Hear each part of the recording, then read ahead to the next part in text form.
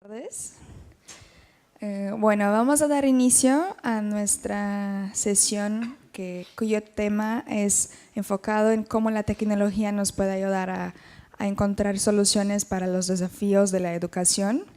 La idea es que sea una plática con la participación de ustedes, entonces les pido si quieren acercarse un poquito más y también que estén cómodos para hacer preguntas y consideraciones también a lo largo de la palestra. Voy a dar la palabra a Rafa de la Guía de Omidyar Network, que es nuestro moderador del día de hoy, que les va a presentar también los demás speakers. Gracias. Muchas gracias por poner este panel y muchas gracias por venir a las 6:30. Sé que a la audiencia aquí le gusta bastante el mezcal, por lo que pude ver ayer por la noche, entonces gracias por estar aquí. Y lo que vamos a intentar es hacer no un panel de preguntas y respuestas, sino hacer esto relativamente corto y lo más interactivo posible. Entonces, en cualquier momento, por favor, si tenéis preguntas, levantad la mano y podemos ver cómo lo mantenemos esto una conversación. Voy a presentar a nuestros dos panelistas de hoy. Gabriel Fini es el presidente de Cuepa y él os va a contar un poco lo que hace. Y Aleph es presidente también de la Fundación Proacceso aquí en México.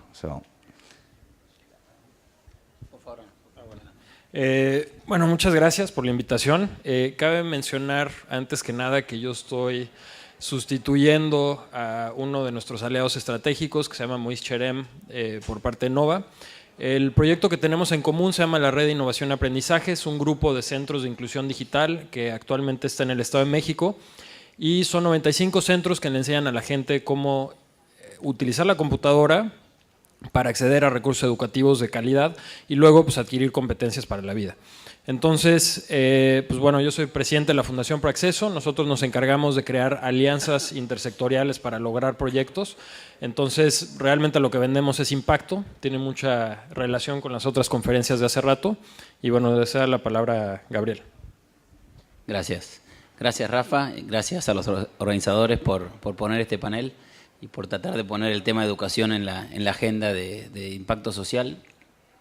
En América Latina, como ustedes saben, hay casi 50% de estudiantes que dejan la prepa, el high school todos los años, entre 16 y 17 años. Son estudiantes que en general, adultos ya, que no vuelven a estudiar. Y nosotros hemos desarrollado una solución en esta empresa Cuepa para tratar de que estos estudiantes vuelvan a su secundario una vez que ya están trabajando. Hay varias maneras de volver a tener un título de bachillerato en nuestros países. Hay exámenes que acreditan ese secundario, como Ceneval en México, como ICFES en Colombia, y también hay secundarias o prepas para adultos. Nosotros ofrecemos las dos modalidades, tanto en México como en Colombia, como en Argentina. Buenísimo. Y bueno, yo soy Rafa de la Guía y trabajo con Omidyar Network. Somos un inversor en temas sociales. Lo que nos distingue un poco de otros inversores es que podemos hacer tanto grants, como soportar non-profits con organizaciones sin ánimo de lucro, y también invertimos como un fondo de capital riesgo tradicional. Operamos por iniciativas y una de nuestras iniciativas a la que estamos apostando más fuerte es educación. Hemos invertido bastante en la India, en África subsahariana y cada vez estamos invirtiendo más en América Latina. Entonces, simplemente para dar un pequeño contexto en la situación, el panorama educativo en América Latina, en los últimos años se han hecho muchísimos avances en temas de acceso. Creemos que acceso a primaria, secundaria no es ya el problema que era hace varios años. El gran challenge es la calidad y creo que esto es una dinámica que la estamos viendo en muchos sectores, como también en sanidad se estaba hablando antes. Como Gabriel dice, América Latina tiene unas tasas más altas de abandono escolar de cualquier región desarrollada, y tiene también uno de los PISA scores, uno de los resultados de test estandarizados más bajos de cualquiera de los participantes. si miramos la inversión que se está haciendo en política pública en términos de porcentaje de Producto Interior Bruto, es bastante alta en los países de la región, con lo cual siempre se está mirando un poco a la innovación, no solo la tecnología, sino la innovación en cómo hacer estos gastos de manera más eficiente y cómo hacer estos gastos de manera que también tengan más impacto social y no sea una cuestión de contar números, sino de verdad de outcomes educativos. Entonces, yo lo que os quería preguntar un poco es, creo que la educación se ha visto como tecnología se ha visto muchas veces como el silver bullet, como dicen en Estados Unidos, el remedio para todos los males, pero también está claro que hay muchos problemas que la tecnología de manera sola no puede desarrollar. Particularmente en América Latina, bueno, la tecnología tiene problemas muy grandes de implementación, cómo enseñas al profesorado, cómo tienes el buy-in de todos los grupos de interés, pero en América Latina también la educación se percibe como un bien público, entonces el concepto de privatización o soluciones privadas muchas veces es correoso y hay grupos fácticos de poder que tienen problemas ahí. Luego también todo el problema de ciclos, cuando estás vendiendo a gobierno, cuando estás vendiendo a compañías muy grandes. Entonces me gustaría un poco que explicaseis con detalle cómo estáis usando tecnología en vuestras soluciones y en qué facetas la estáis viendo como más útil y en cuáles otras habéis decidido que quizás no es reemplazable. Bueno, en nuestro caso es bastante particular porque lo que hicimos es muy distinto al modelo que preexistía en ese momento, que es One Laptop per Child, donde le das en una proporción 1 a 1 un equipo de cómputo.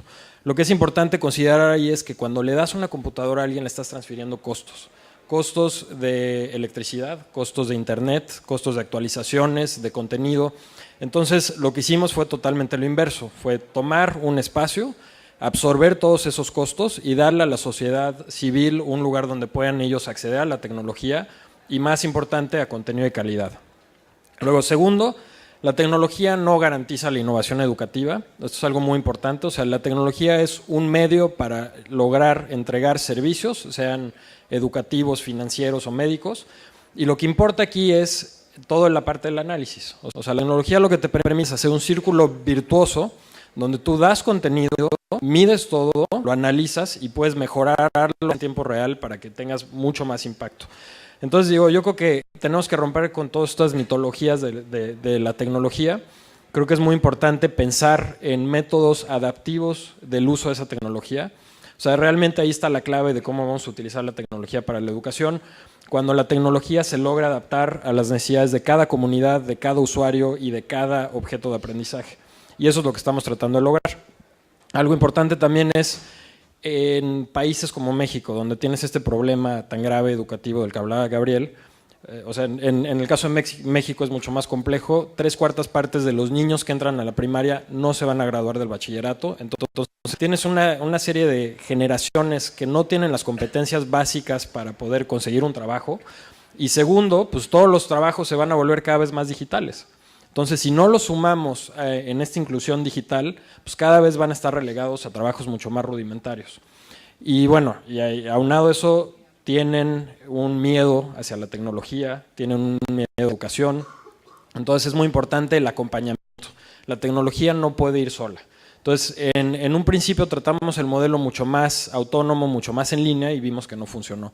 Entonces, el modelo que nosotros utilizamos predominantemente es lo que se llama Blended Learning, donde tienes sesiones autónomas que sí son en línea, pero que tienen un facilitador que está dando rondas, y la parte de inclusión, esa sí tiene que ser de la mano para romper todos los...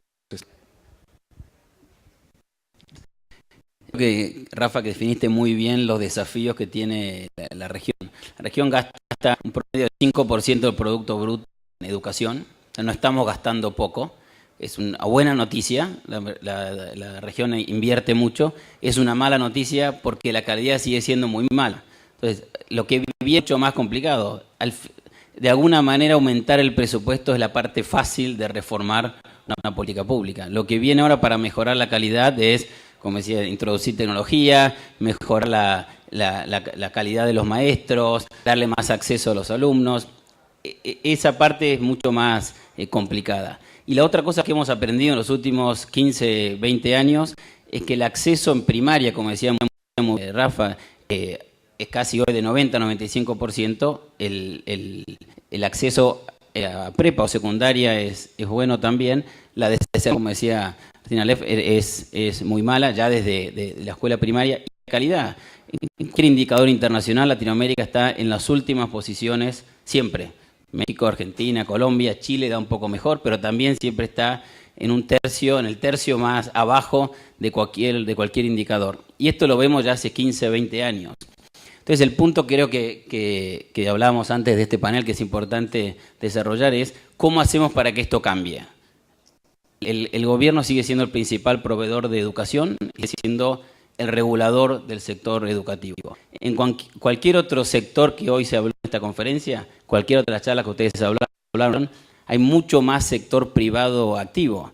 En este sector educación, que es tan clave, que todos admitimos que es fundamental, que nuestras sociedades no pueden crecer económicamente sin mejor educación, que ustedes no pueden tener buenos emprendimientos sin mejor capital humano, sin mejor personal, todavía pensamos que la innovación va a venir del sector público. Entonces creo que sí es importante trabajar con el sector público, hacer asociaciones público-privadas, pero creo que es importante traer mucho más innovación al sector, mucho más emprendedores sociales, como no sé, Angélica Ocampo, que maneja World Fund, una fundación sin fines de lucro para ayudar a temas de docentes, o emprendedores del sector privado, que piensan que pueden, además de generar un impacto en educación, tener una ganancia. Creo que hay un espacio enorme para mejorar. Otra vez hay muchos temas políticos. Creo que la necesidad es mucho más mayor que los temas políticos que hay en la región o que en este sector. Y ahí creo que la tecnología específica nos da un espacio enorme para nuevos emprendedores formar parte de educación.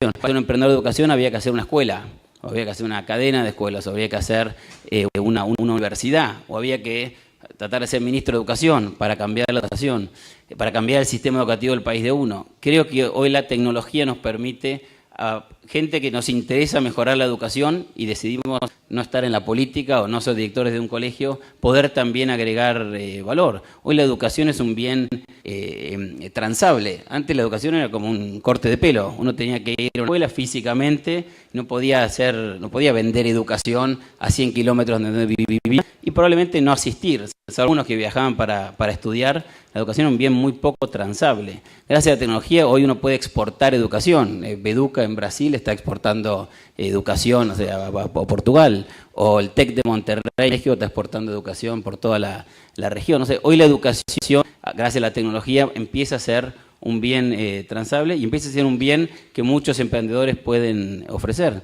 Lo que están haciendo ellos en Nova, o sea, es un proyecto fuera del sector público que probablemente sin tecnología no lo podrían haber hecho y ahora lo pueden hacer. No es solo la tecnología que ayuda a mejorar la educación y ayuda a darle contenidos a los chicos que van a necesitar cuando trabajen, sino que le da una enorme bien a emprendedores sociales, privados, para que participen en este sector. Y creo que eso es lo más positivo y lo que más eventualmente va a generar innovación, no solo tecnológica, sino de otro tipo, de mejorar procesos, mejorar formas de enseñar y aprender, que no necesariamente implican tecnología, pero sí formas diferentes o mejor de hacerlo. Y los dos habéis hablado de que al final, particularmente en el contexto latinoamericano, para alcanzar escala tienes que hacer partnerships con el sector público de una manera o de otra, sobre todo cuando tu canal de distribución es tecnológico y si no estás enfocado en un sector de la población que tiene acceso a una conexión de banda ancha, a un ordenador en la casa y la motivación de hacerlo. Entonces, no sé si podrías hablar un poco más. Hay dos maneras en las que estamos viendo emprendedores afrontar esto. Está el canal directo B2C, que es muy, muy complicado, o ir a través del sector público. Me encantaría si pudieses hablar un poco de cómo habéis estructurado alianzas con el sector público en vuestro caso, cuáles han sido un poco de la problemática que habéis tenido ahí, cómo habéis mantenido el negocio a flote y desde tu punto de vista con Cuepa, aunque sea un private play a día de hoy, ¿cómo estáis viendo el apetito para alianzas público-privadas que quizás podáis ser un poco el modelo que pueda replicar el sector público en el futuro. Pues bueno, todo el proyecto comenzó a través de un estudio que hicimos para el gobierno del Estado de México, en el cual nos pidieron soluciones para cómo reducir la brecha digital, que sigue siendo enorme en el país. En el Estado de México es similar, más o menos tiene 73 millones de mexicanos sin acceso a las tecnologías de información. Entonces hicimos un documento muy amplio de más o menos 250 páginas explicando lo que se podría hacer para lograr que se le diera un golpe duro a esta brecha digital y hubieran las competencias necesarias para el siglo XXI, ¿no? Entonces vimos que no se iba a hacer nada una vez que les dimos el reporte. Entonces decidimos tomar partes muy selladas de ese reporte y crear el proyecto de la Red de Innovación y Aprendizaje. La idea era crear centros que fueran, 1, comunitarios, 2, que tuvieran tecnología y 3, lo más importante, que tuvieran impacto educativo. Porque nosotros vemos a la tecnología como un medio para llegar a esa, que es la carne del cambio de desarrollo social. Entonces, hicimos una aplicación primero con el gobierno del Estado de México. En aquel entonces, Enrique Peña Nieto era gobernador del Estado de México. Les gustó el proyecto, se aprobó, se hicieron 10 centros y teníamos que construirlos uno en 4 meses, que era un reto enorme considerando la infraestructura que existe en Ecatepec, Chimalhuacán, Naucalpan. O sea, era desde poner transformador hasta cosas muy rudimentarias como hacer la banqueta o que no estaba pavimentada la calle. Entonces, pues hubieran retos allí importantes, logramos construirlos en 4 meses y teníamos que llegar a 50,000 usuarios. Afortunadamente llegamos a 63,000 en el año, pero aquí yo creo que la lección importante es que con el gobierno lo que estás vendiendo son números muy crudos. Son realmente, son los centros, tienen que estar en tal fecha y tienen que llegar a tantos usuarios. A pesar de que era una medición muy burda. La medición ha crecido un poco en esa granularidad, pero realmente lo que a nosotros nos interesa pues, es el impacto educativo. Entonces logramos cumplir con eso y en los años subsecuentes recibimos fondos de nivel federal y estatal, pero también hicimos un matching de fondos, que esto es clave. O sea, si tú vas a recibir un peso federal, asegúrate que el estado donde vas a implementar ese proyecto te dé un peso para operación. Entonces, normalmente lo dividimos en infraestructura federal y en operación estatal. Agregamos todavía un peso más por parte del sector privado, entonces compañías como Microsoft, Dell, Google, Adobe proveen servicios, donativos o ya sean pues, tecnología en su caso, para tener todavía más impacto. Entonces, una vez que ya tienes a alguien que te va a fondear, aproveche eso para crear quórum y que todo el mundo pueda ayudar. Y bueno, realmente son estas inversiones adicionales que logran que tengas el impacto educativo que estás deseando. En primaria y secundaria casi 70-75% de la educación es pública, que es ofrecida gratuitamente y además ofrecida por el Estado. Si uno quiere tener realmente impacto masivo y sobre todo en los alumnos de menores ingresos, es posible no trabajar eventualmente con el Estado. O sea que el Estado tiene un rol distinto a nivel universitario, porque como ustedes saben, primaria, secundaria, bachillerato, el rol del Estado es bien importante. Pero creo que ahí los emprendedores tenemos, para tener realmente impacto, un rol de prueba piloto, si uno quiere, de experimentar. Como sabemos, el Estado es extremadamente averso al riesgo y le cuesta mucho más innovar que al sector privado. Entonces creo que como emprendedores tenemos que hacer un buen servicio para generar un impacto. También creo que podemos ser buen efecto de demostración para que luego el Estado tome estas experiencias y las haga masivas. En el sector donde yo estoy trabajando, que es el de deserción escolar, que son adultos, promedio 25, 28 años, son casi la mitad de los adultos en América Latina que no tienen secundario, que es una tragedia enorme. Uno puede proyectar que los próximos 20, 25 años la fuerza laboral de México, de Colombia, de Perú, de Argentina no va a tener secundario, va a tener bachillerato. Hoy hablamos de las skills del siglo XXI, critical thinking y soft skills y todo esto. Bueno, en Latinoamérica la mitad de nuestra población no va a tener bachillerato. Entonces, qué difícil es pensar en crecimiento económico, innovación, productividad, la mitad de la fuerza laboral de la gente que ustedes vayan a buscar para traer a sus empresas no va a tener un bachillerato. Entonces es muy difícil masificar esto si el Estado no interviene. Nosotros estamos tratando de nosotros estamos trabajando hasta el día de hoy con casi 40.000 alumnos, es tratar de mostrar que el sector privado tiene un rol que jugar, mostrar que podemos tener un impacto en 200.000, 300.000, 400.000 alumnos y luego ir al Estado para que pueda también intervenir y hacer esto masivo, porque es muy difícil el sector privado, si bien uno habla de escalar y con capital privado escalar, es muy difícil en este sector, creo que más que en ningún otro, poder masificar esto si el Estado no interviene. Pero yo no creo que hay que trabajar con el Estado al inicio, porque el Estado es un frenador de la innovación, en mi opinión, no un promotor de la innovación. Yo creo que uno tiene que tratar de trabajar independientemente del Estado al comienzo, probar este modelo, probar que esto funciona y luego buscar interactuar con el gobierno. Que no es fácil porque este es un sector muy regulado. O sea, yo no puedo hacer nada de lo que estoy haciendo en esta empresa si no tengo permisos, el REBO en México o un diploma en Colombia, otro en Argentina, si no tengo permiso del Estado. Entonces, tengo que interactuar con el Estado sí o sí en un sector que tiene una regulación muy, muy fuerte. Pero yo creo que hay que tratar de demorar lo más posible, venderle al Estado antes de uno demostrar que esto funciona bien en el sector privado. Y en nuestro caso preguntábamos, nosotros estamos ofreciendo esto uno a uno, hacemos marketing online, call center, como cualquier otro servicio. Los consumidores nos compran cursos de un año y medio para acreditar su bachillerato y estamos yendo mucho a empresas. La mayoría de las empresas en América Latina tienen empleados que no han concluido su bachillerato. Muchas empresas haciendo capacitación para mandos medios, etcétera, pero no hay tanta oferta para, no sé, los que están en operarios en Barrick, empresas de seguridad, una cantidad de compañías que tienen empleados que no tienen su bachillerato. Entonces estamos yendo a eso, ofrecerles, estamos trabajando ya con muchas empresas para ofrecer este servicio. En ese sentido quiero hacer un comentario. Mientras que el gobierno representa escala, en un proyecto de innovación social tiendes a tener dos tipos de stakeholders. Tienes por un lado al gobierno, que es una retórica totalmente distinta, otro tipo de métrica, otro tipo de marketing y otro tipo de discurso de venta de tu proyecto. Y por el otro lado tienes a los que son los recipientes de esa innovación social y eso es algo radicalmente distinto. Entonces, representa un esfuerzo muy grande vender a gobierno y al mismo tiempo proveer un servicio a alguien de la base de la pirámide que no, o sea, a veces no le puedes ni decir que es el gobierno porque hay una falta de confianza, porque tienden a relacionar un proyecto de gobierno con algo negativo.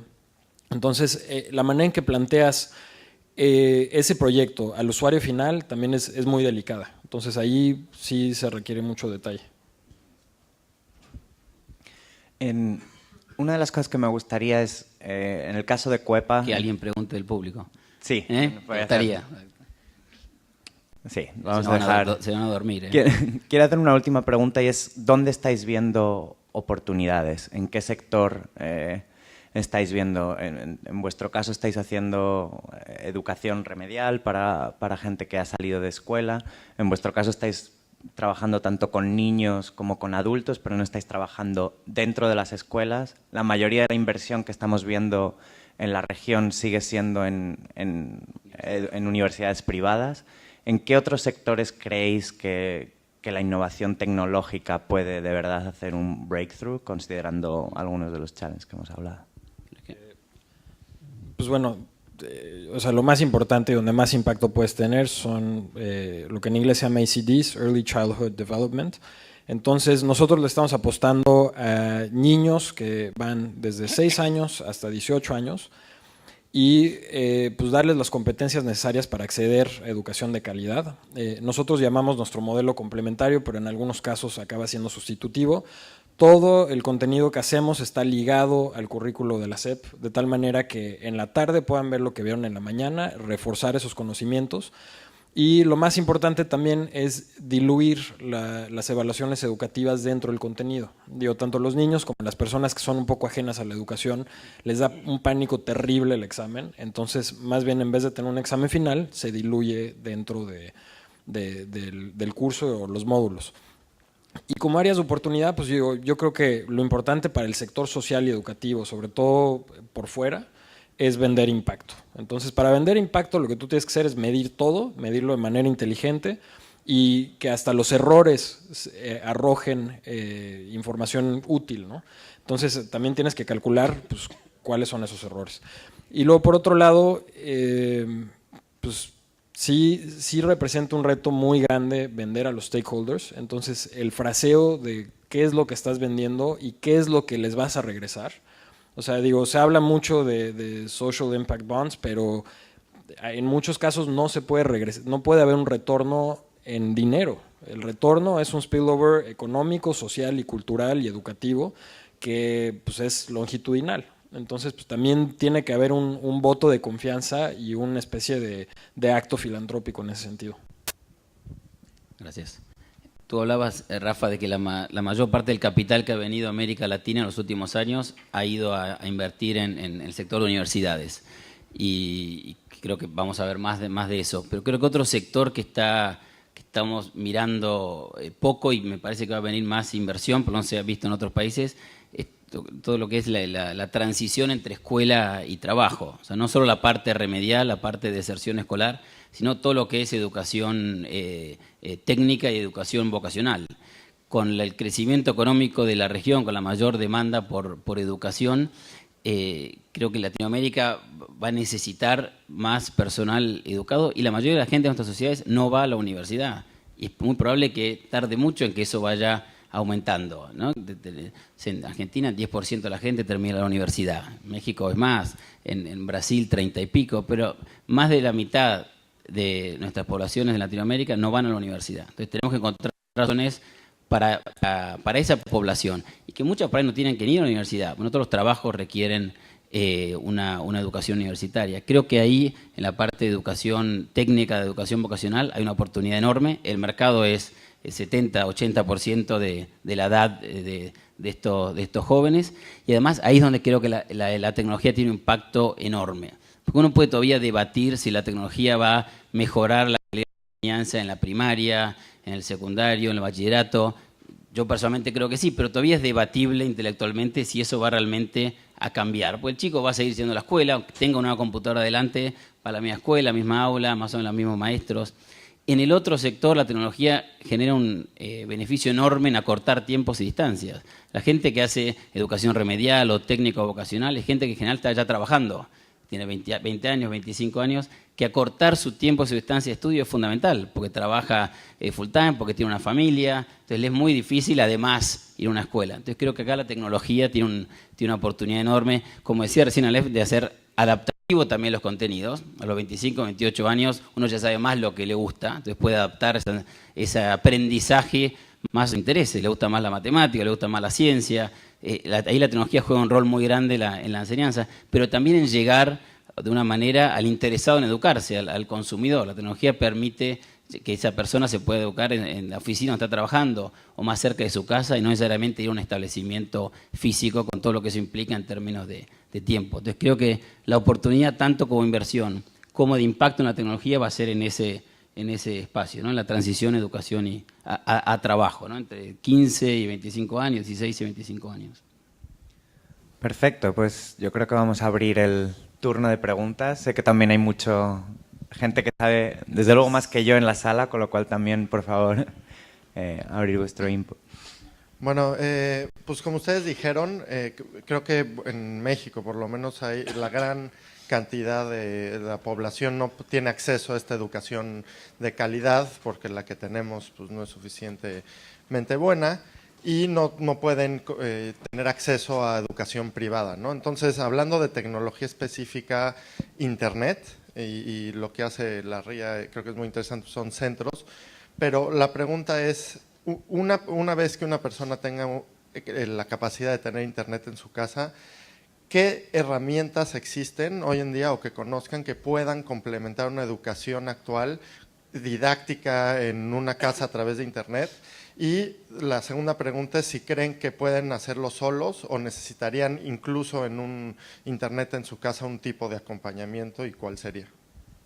Sí, yo, si queréis voy a hablar un poco de lo que estamos viendo nosotros. En Estados Unidos todas estas plataformas educativas han ganado bastante en los últimos años. Se habla mucho de los MOOCs, de los Massive Online Courses, y el problema muchas veces ahí es, lo primero es una educación, la mayoría por ahora más enfocada universitaria. Entonces yo creo que aquí posiblemente la problemática en América Latina es muchas veces en primaria y secundaria que no hay tanta calidad. Y el segundo problema muy grande en online en general es cómo mantienes el engagement, cómo mantienes a la gente aprendiendo. Si miras cualquier estadística de todos estos cursos, se enrolan 100.000 personas porque es un curso de Stanford, lo acaban 15. Entonces creo que ahí estamos empezando a ver muchas plataformas que están siendo más creativas. Hemos hablado de educación adaptativa, también hay una parte de la educación adaptativa que no es cuánto sabes, sino cómo aprendes. Hay gente que aprende muy bien con lecturas de 30 minutos, de 1 hora. Hay gente que necesita 3 minutos, un vídeo de YouTube o un juego. Entonces creo que estamos viendo muchísima innovación que viene de Latinoamérica, que no solo es una copia de qué ha pasado en Estados Unidos o en Europa, que la verdad es que es muy refrescante porque en otros sectores es mucho vamos a hacer el puntos suspensivos de México. Entonces creo que en ese sentido hay plataformas muy interesantes y empieza a haber este concepto de marketplace, que si tú eres un profesor, si tú eres un educador, ahora mismo estás utilizando YouTube, por ejemplo, y tienes clips en YouTube.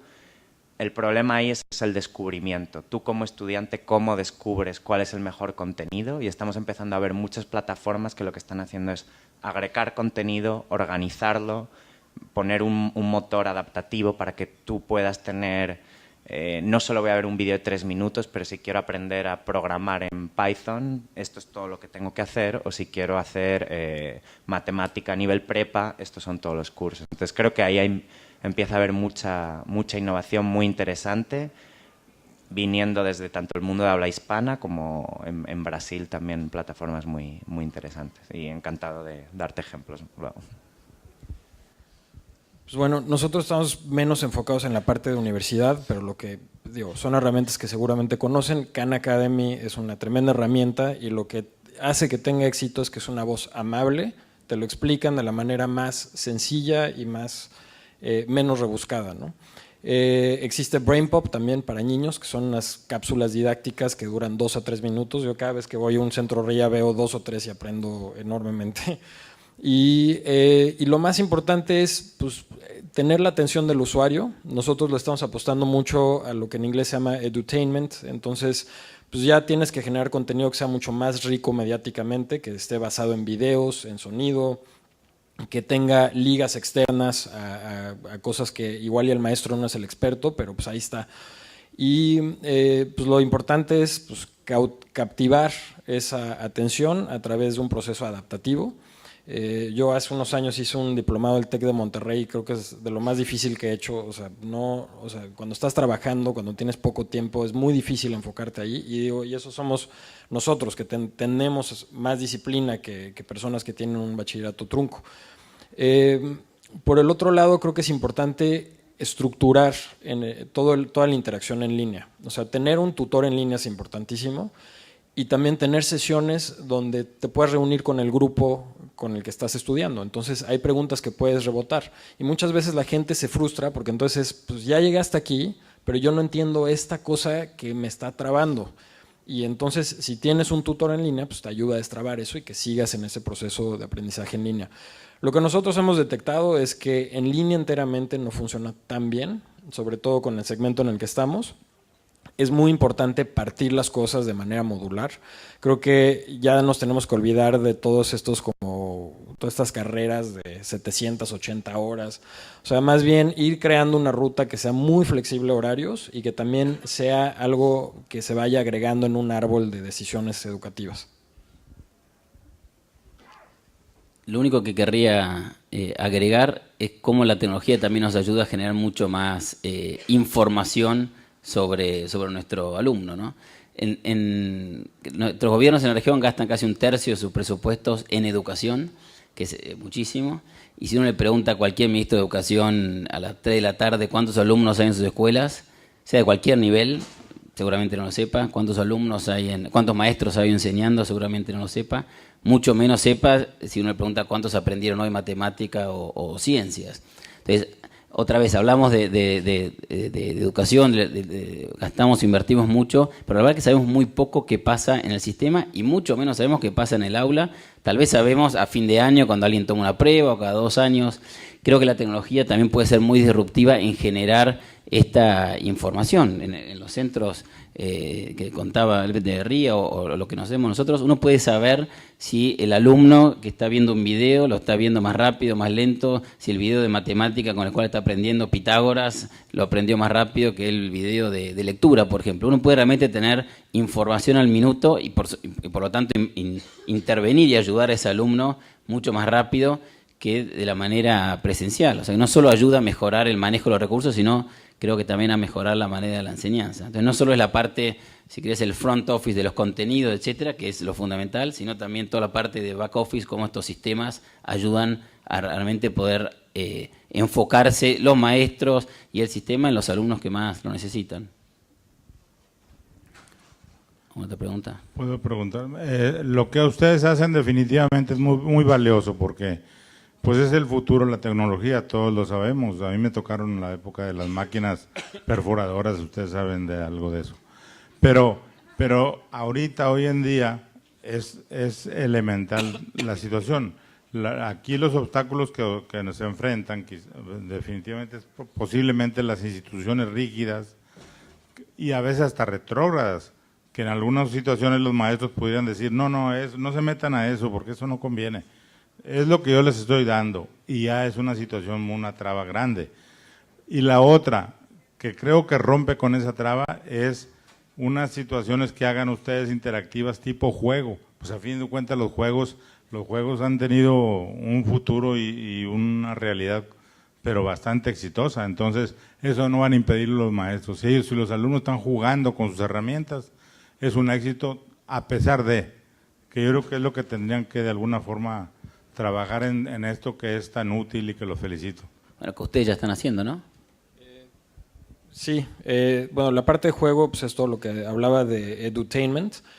El primer ejercicio que hacen los niños en el curso de inclusión digital es se ponen en un círculo, se les da estambre de color y se van creando conexiones y ellos entienden que el internet es esta red que interconecta a todos, ¿no? Entonces, la parte lúdica externa de la computadora es muy importante. Estamos desarrollando videojuegos educativos con la Secretaría de Educación Pública, entonces tomamos el contenido de la clase y lo pasamos a un ambiente donde sea interactivo, donde sea dinámico. Esa es la segunda pregunta que hizo usted. Luego, la primera, pues sí hay mucho rechazo por parte de directores, maestros, padres de familia. Entonces, nuestro acercamiento siempre es de arriba hacia abajo, en la pirámide de poder y de influencia. Entonces, en el caso de nuestras bibliotecas digitales que están dentro de escuelas públicas, ahí empezamos capacitando a los directores, enseñándoles los beneficios de la tecnología para administrar el aula, luego a los maestros y luego a los padres. Y digo, sobre todo con la reforma educativa, donde ahora el padre es un componente muy importante, tiene que haber mucho más relación entre todos los partícipes. Una de las cosas que estamos apoyando nosotros en Omidyar Network son también, en América Latina hay una gran cantidad de datos que el gobierno maneja, a veces porque los captura de manera digital, a veces porque hay muchos test estandarizados. Entonces, por ejemplo, en el caso de Brasil, hay plataformas como Kedu que puedes meter en línea y ver estado por estado, ciudad por ciudad, prepa por prepa, exactamente cuáles son los resultados que han tenido los alumnos, el por qué, y empezar a estudiar eso y ver un poco cómo romper un poco las resistencias de distintos actores en el ecosistema y usarlo como una moneda de conversación. Hay muchas organizaciones en América Latina que también están intentando dar la voz a los padres, la voz a los estudiantes y no solo la voz a los directores de escuela, a los políticos, a los profesores. En México está Mexicanos Primero, que tiene una tremenda fuerza, pero en toda América Latina hay asociaciones de la sociedad civil que empiezan a hacer un poco este trabajo. Entonces yo creo que también por ahí la tecnología puede servir mucho como medio de, como se creó Internet, para difundir contenidos e intentar intentar que distintos actores del ecosistema tengan un mejor entendimiento del punto de vista de los demás.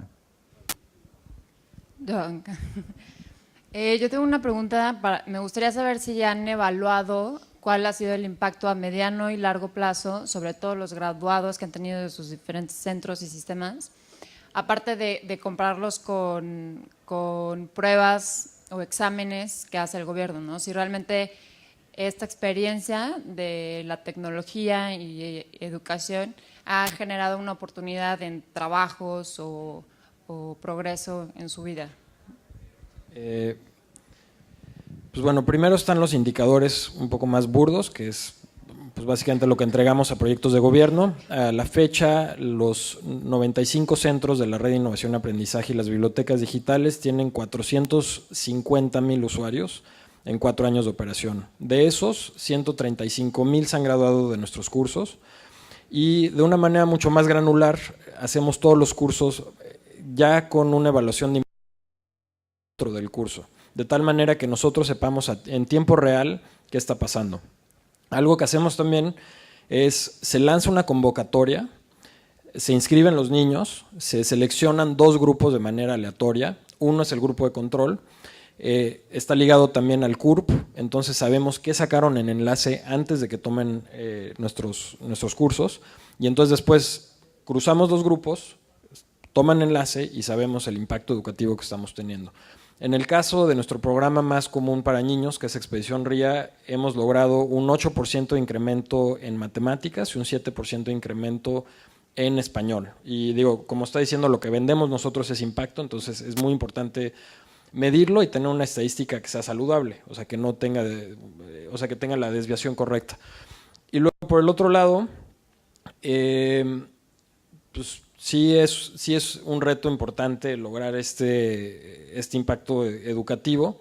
Entonces también nos aliamos, por ejemplo, con USAID. Ahorita tradujimos todos sus exámenes de EGRA y EGMA, que es Early Grade Reading Assessment y Early Grade Math Assessment. Y en un principio hacer evaluaciones es de la cosa más de terror que puede existir, porque te das cuenta el estado tan precario en el que está la educación en México. Teníamos niños de quinto de primaria que no podían identificar números. Entonces sí es una situación pues grave, pero pues tenemos que partir de una evaluación, aunque sea negativa, para saber a dónde queremos llegar. Y entonces en su segunda fase de la implementación de EGRA y EGMA ya logramos tener impacto con estos cursos. Y pues bueno, pues la idea es cada vez tener mucho más granularidad en ese impacto. Excelente. Tu pregunta es excelente y creo que hay que hablar más de esto en este sector, en cualquier proyecto, sea público o privado. Nosotros somos mucho más pequeños y jóvenes que ellos, empezamos hace menos tiempo. Tenemos únicamente 102 graduados en Colombia que se graduaron. En Colombia el examen que acredita secundario es un examen que lo toma la mayoría de la población para acreditar secundario o para terminar su secundario, entonces comparamos con ese examen y la mayoría, 82-83% de nuestros alumnos le fue 17-18% mejor que el promedio. Es un indicador para mirarlo. Todos ellos tenían ya trabajo, o sea que no podemos saber si consiguieron un mejor o peor trabajo. Ninguno le aumentó el ingreso, acaban de terminar hace 6 meses, así que no te puedo decir un impacto en ingreso. Y el resto, el otro 18%, dio igual que el promedio. Dejaron en el camino, dejaron 10 de los 102, 10 de 112 que empezaron, perdón, 112 graduaron, 10 dropearon de un sistema pero hicimos un seguimiento muy, eran nuestros primeros alumnos, así que un seguimiento muy personal, así que probablemente están criados de los próximos alumnos que tenemos. Vamos a tener una graduación muy grande a fin de este año, así que espero verte el año que viene y contarte cómo salieron. Gracias. Hola, los felicito, la verdad es que están haciendo un trabajo padrísimo. Yo trabajo en gobierno, he tenido la oportunidad de trabajar en el sector educativo. Desafortunadamente cuando trabajé ahí era muchos años más joven y tal vez no veía las cosas que ahora veo, que hoy tengo la oportunidad de ser madre y como madre soltera tengo una visión quizá que ahí es donde viene mi pregunta. Sí creo hoy, desde el lado de mamá, que hay muchas cosas en el problema del sector educativo, desde el lado del gobierno, desde el lado de la academia, pero también creo que hay un tema importante que viene de la casa, de la familia. Y cuando estás metido todo el tiempo en el trabajo o estás en Mérida atendiendo un foro, no puedes estar con tu hijo. Yo me auxilio mucho de mi iPad y procuro prender mi iPad a determinada hora del día para tratar de dirigir las tareas de mi hijo de manera virtual. Y en las noches, si estoy en la oficina, para tratar de cantarle la cancioncita, aunque parezco loca en la oficina, le canto la cancioncita para que se vaya a la cama. Pero como yo, creo que cada vez más también hay muchas mujeres que no necesariamente son madres solteras, que se ven orilladas un poco a dejar el trabajo para regresar a casa porque estamos buscando la manera también de educar a nuestros hijos, porque a veces no necesariamente el maestro sabe lo suficientemente bien, el propio idioma siquiera, ¿no? Ni siquiera lo pronuncia bien. A veces no tiene la correcta ortografía, en fin. No sé si hay algo que ustedes estén trabajando para que, aprovechando la tecnología, nos pueda ayudar a las mamás y papás que queremos involucrarnos un poco más en la educación de nuestros hijos y ayudar a que efectivamente la educación pues sea completa, ¿no? Se cierre el círculo no solo del sector, de los maestros, sino que también desde casa. Creo que la respuesta a lo que estás haciendo, lo que tú estás haciendo, y me parece que ahí hay dos ventajas que trae la tecnología. Una, que tú como madre puedes estar más involucrada en la educación de tus hijos, pero además, la segunda parte de tu comentario, la tecnología también me parece involucra a otros sectores, stakeholders, como decía antes Alef, en este debate educativo. Ahora tú puedes saber que el maestro no es tan bueno porque está siguiendo la clase de tus hijos. Hace 10 años no podías saberlo eso porque no había tecnología para aprenderlo. Creo que hoy también la tecnología nos ayuda a que haya más grupos de presión en que el Estado reforme la educación. Y creo que eso es muy... Cuanto más información, y creo que parte de la reforma, tú sabes más que yo, porque parte de la reforma creo que acá en México le da mucha más información, no solo participación a los padres. Creo que la tecnología le da mucha más información al consumidor, entre comillas, a ti como a madre, y te permite entonces reclamar a la escuela a tu hijo, reclamarle al maestro, reclamarle al director. Creo que hay un instrumento excelente que están usando muchos grupos de interés o fundaciones o grupos de advocacy para mostrar que la educación realmente necesita una reforma profunda pro calidad, ¿no? Y las dos cosas que hay que hacer ya las estás haciendo tú como madre. Ahora hay que masificarlas. Pues bueno, ahí creo que hay dos puntos muy importantes. Tú haces eso porque tú entiendes el valor de la educación para tu hijo. Y entonces lo que nosotros tratamos de hacer es transmitirle a los padres de familia cuál es el valor de esa educación. Y ese valor va más allá de algo socioeconómico. O sea, vivimos en un país donde si tú entras y haces todo el proceso educativo, sales del TEC de Monterrey, vas a ganar 12,000 pesos más o menos. Si tú eres halcón para un cartel, vas a ganar 14,000 pesos. Entonces, ¿para qué hacer toda esa educación? Entonces, es importante mostrarles que también hay un valor ético y constructivo para la sociedad, participar en esa educación más allá de la parte económica. Segundo, cuando incluimos a las madres en la educación de sus hijos, inmediatamente se ve un incremento en el desempeño educativo. ¿Por qué? Porque hay un sistema de apoyo, hay un sistema de autoestima y también hay un factor muy importante que es incluir a la mamá digitalmente para que entienda el lenguaje que está utilizando el hijo. O sea, hoy en día ellos piensan que, muchos padres piensan que la tecnología es videos de YouTube, pornografía, piratería, que lo es también, pero entonces hay que enseñarles desde un punto de vista ético y de valores que es una herramienta y se puede usar para la educación. Y también la parte de filtros es muy importante, ahí nosotros hacemos un esfuerzo muy grande, pero sí es importante que tú le transmitas a tu hijo el valor y ese apoyo que se requiere. Y luego una última cosa, por ejemplo, aquí en México hay una plataforma que se llama Mejora tu Escuela, que lo que está permitiendo es no solo esa transparencia en qué tan buenas son las escuelas, sino también ayudar a que los padres se involucren en las escuelas, como estabais hablando.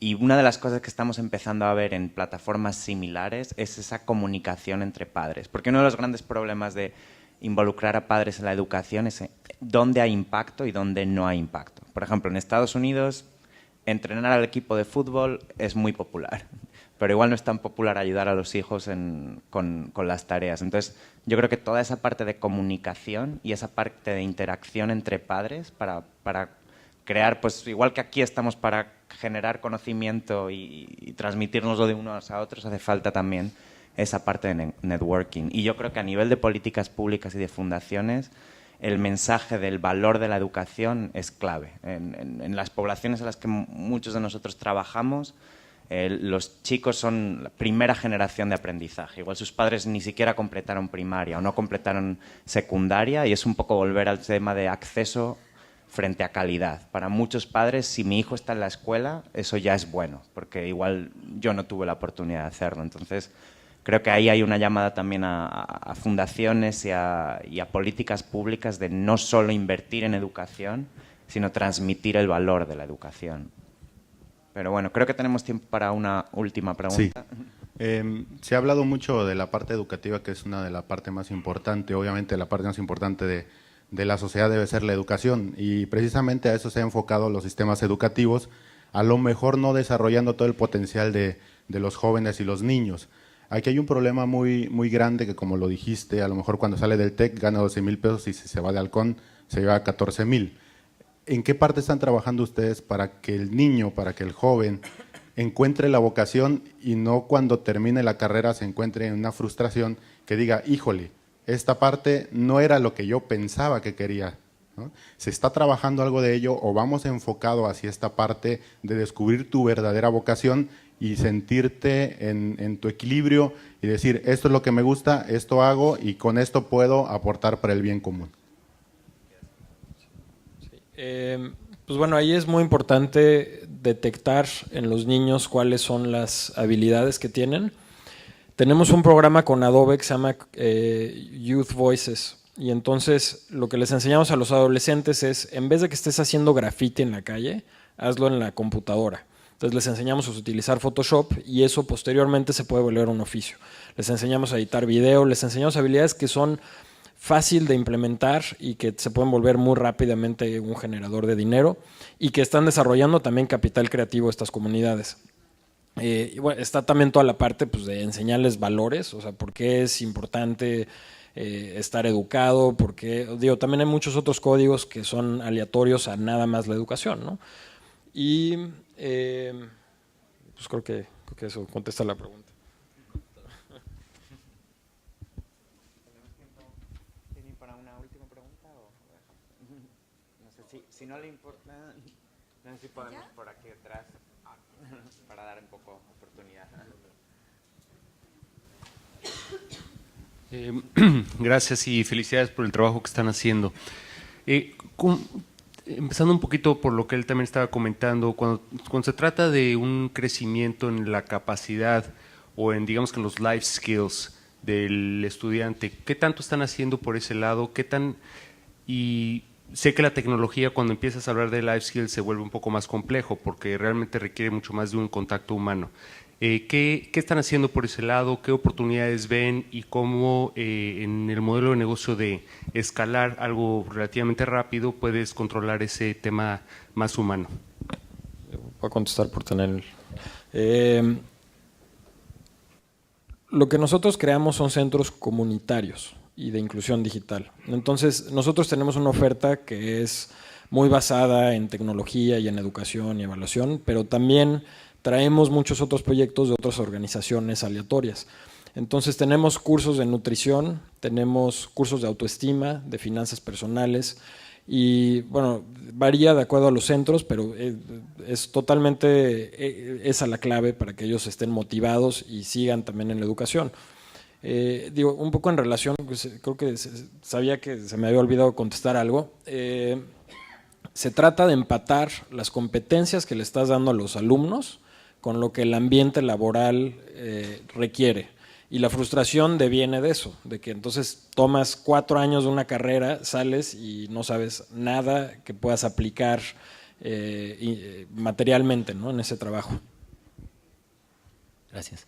creo que planteas un tema fundamental, sobre todo asociado a cómo escalar esto rápido. Nosotros no lo tenemos resuelto. También tenemos algunos cursos de trabajo en equipo, autoestima, lo que se llama soft skills ahora que tú mencionabas, para complementar las competencias básicas, matemáticas, ciencias, pero no tenemos solución a cómo escalar eso, porque con ese tipo de capacidades, de habilidades, requiere mucha presencialidad. Es difícil hacer eso nada más que por internet, ¿no? Entonces, nosotros tenemos un complemento, como llamaba él, de blended learning. Una parte del estudio es presencial y es ahí donde tratamos de darle estos soft skills a los alumnos, pero hace más difícil, como tú dices, la escalabilidad.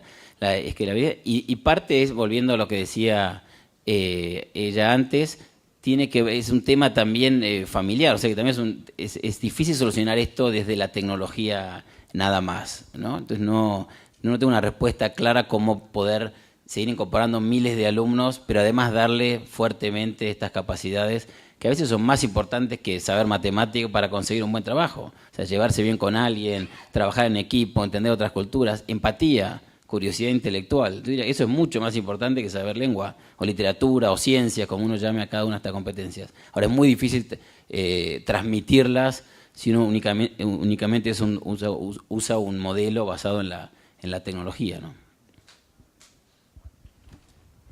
Una última cosa, hay una compañía que se llama MindLab que está intentando precisamente cómo integrar, de Brasil, que está intentando integrar todos estos soft skills, life skills en los sistemas educativos y está alcanzando muchísima escala.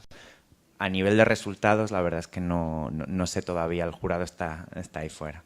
Pero bueno, creo que es bastante tarde, la gente tendrá hambre, querrá echar un trago. Muchísimas gracias por su tiempo, muchas gracias a nuestros panelistas y un buen flip para todos. Gracias. Bueno, estamos cerrando las actividades.